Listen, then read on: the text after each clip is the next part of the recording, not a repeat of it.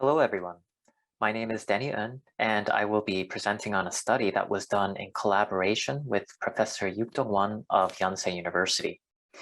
The title of the study is The Effects of Enhanced Expectancy, Autonomy Support, and External Focus of Attention on the Learning and Performance of Martial Art Patterns. Here are the contents. I'll go over the intro, methods, results, and conclusion.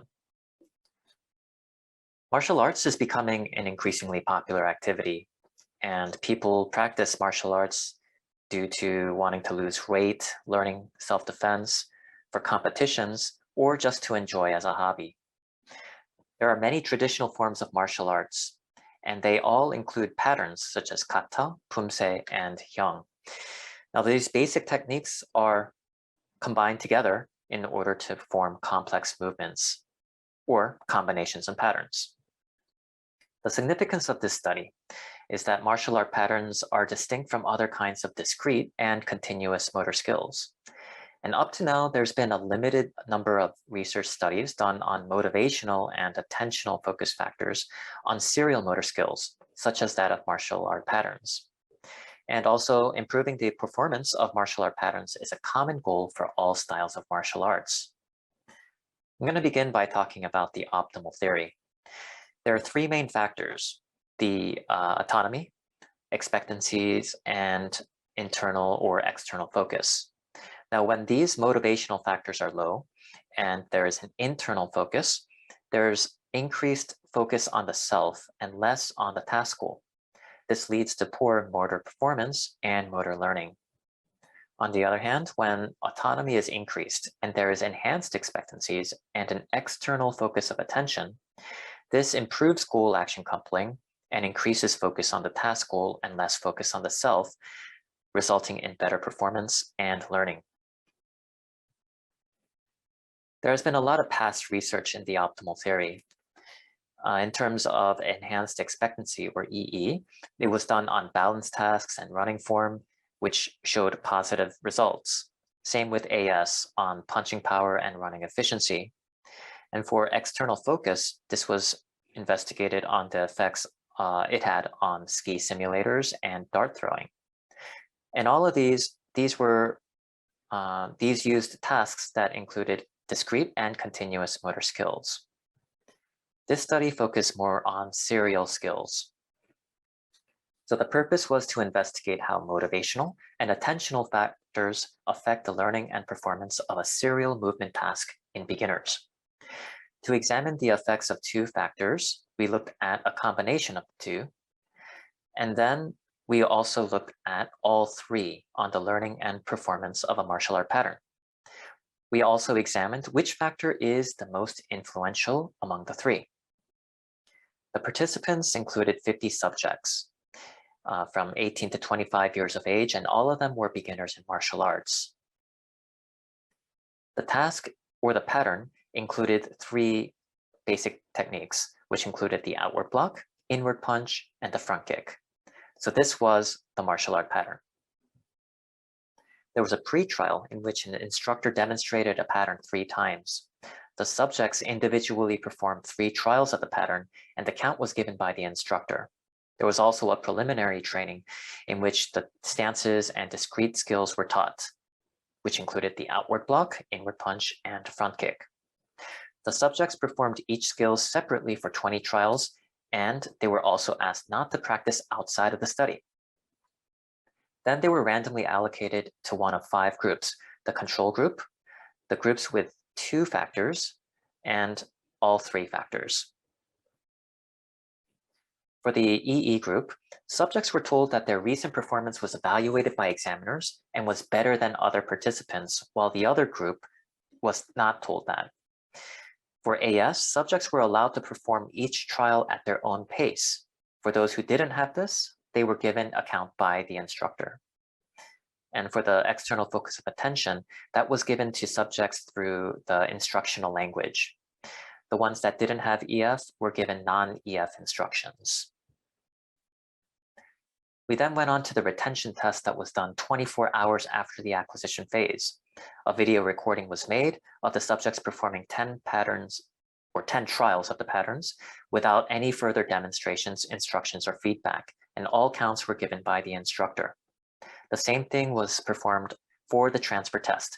The only difference is for the transfer test, they performed on the opposite side. So everything was in reverse, meaning that they were taught for the right side. So they were now asked to perform for the left side.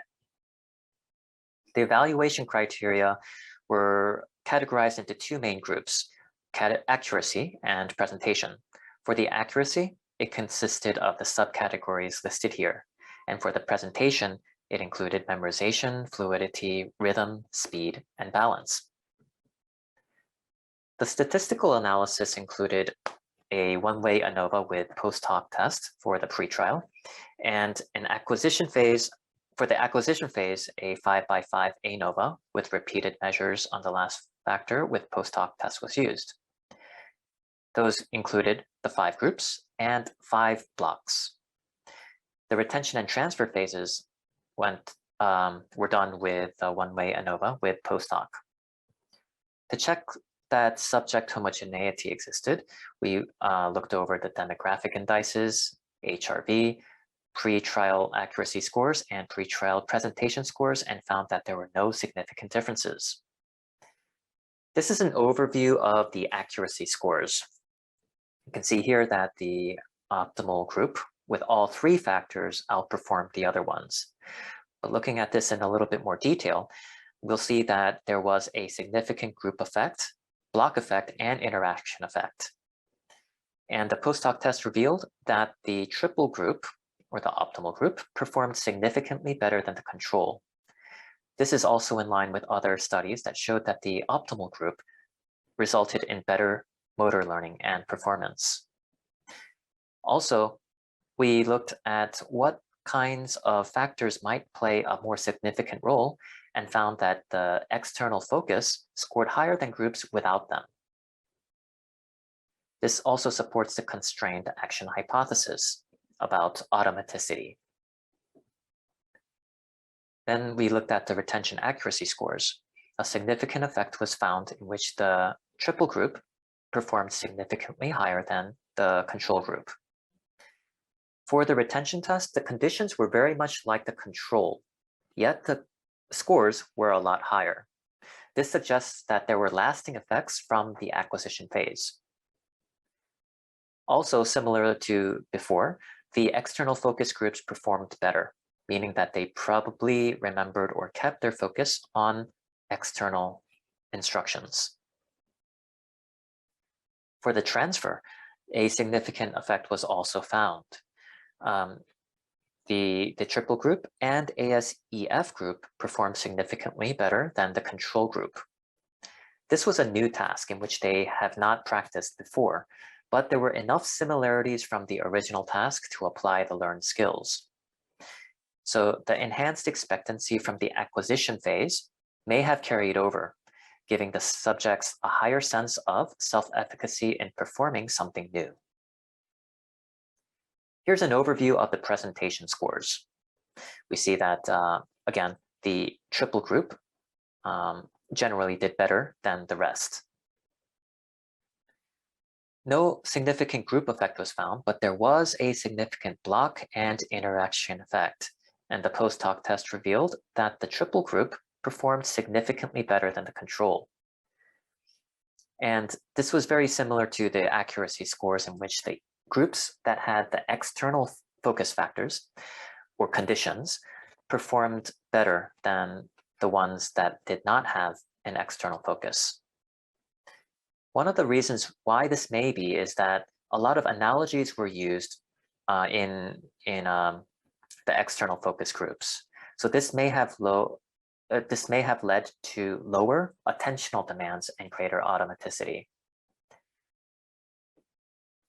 Also, the autonomy support conditions may have reduced stress for enhanced learning since they were able to perform at their own pace.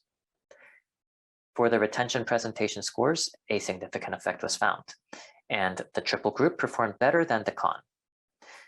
A post-hoc test revealed that the triple group performed significantly better than the control, and Despite the changes in conditions, a carryover effect appears to exist since the experimental group outperformed the control. And in terms of the transfer presentation scores, no significant effect was found. And similar to other studies, the performance generally decreases during the retention phase and even more during the transfer phase. So this is in line with other studies. And although there was no significant difference, the triple group scored higher than the other groups, which means that at least some benefits were retained from the practice phase. So in conclusion, combinations of two factors resulted in higher accuracy and presentation scores than the control group. And groups that contained all three demonstrated optimal learning and performance. And among the three factors, external focus appears to contribute more toward optimal learning and performance.